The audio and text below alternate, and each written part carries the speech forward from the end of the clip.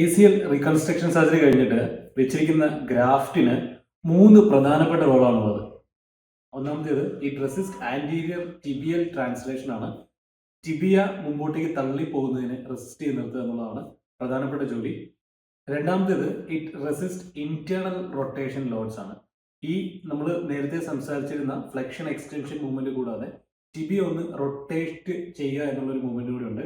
അപ്പൊ ഈ റൊട്ടേഷൻ വരുന്ന മൂവ്മെന്റിനെയും ഇത് റെസിസ്റ്റ് ചെയ്യുന്നു എന്നുള്ളതാണ് രണ്ടാമത്തെ ഫംഗ്ഷൻ.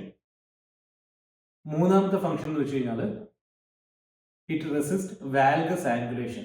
വാൽഗസ് ഫോഴ്സ് മുട്ടിൽ ഉണ്ടാകുമ്പോൾ, അതായത് മുട്ട് ഉള്ളിലേക്ക് ഇൻവേർട്ടിലേക്ക് വരുന്ന ഫോഴ്സ് ഉണ്ടാകുമ്പോൾ അതിനെയും റെസിസ്റ്റ് ചെയ്യുന്നു. അപ്പോൾ പ്രത്യേകം ശ്രദ്ധിക്കുക, ഇവിടെ കൂടുതൽ ആളുകളും ആന്റീരിയർ ടിബിയൽ ട്രാൻസ്ലേഷൻ മാത്രമാണ് ACLന്റെ ജോലി, അതിനെ റെസിസ്റ്റ് ചെയ്യുന്നത് മാത്രമാണെന്ന് വിചാരിച്ചിട്ടാണ് ഈ ചില എക്സസൈസ്, ബേസിക് എക്സസൈസ് ഒക്കെ മാത്രം ചെയ്യുന്നത്.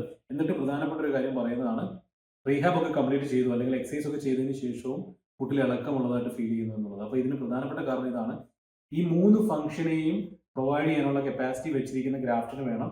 അത് വെറുതെ ഗ്രാഫ്റ്റ് റീകൺസ്ട്രക്ഷൻ ചെയ്ത് വെച്ച് കഴിഞ്ഞാൽ വരില്ല, അത് റീഹാബിലൂടെ വരുള്ളൂ. അപ്പോൾ റീഹാബിലിറ്റേഷൻ പ്രോട്ടോകോൾ നിങ്ങൾ ചെയ്യുമ്പോൾ ഈ പറഞ്ഞ 3 ഫോഴ്സിനെയും കൺട്രോൾ ചെയ്തതിനു ശേഷം അതിനനുസരിച്ചിട്ടുള്ള മസിൽ സ്ട്രെങ്തനിങ് എക്സസൈസ് തന്നെ ചെയ്താലേ ഈ പറഞ്ഞ ഫങ്ഷൻസ് എല്ലാം തന്നെ മുകളിൽ ലഭിക്കുകയുള്ളൂ.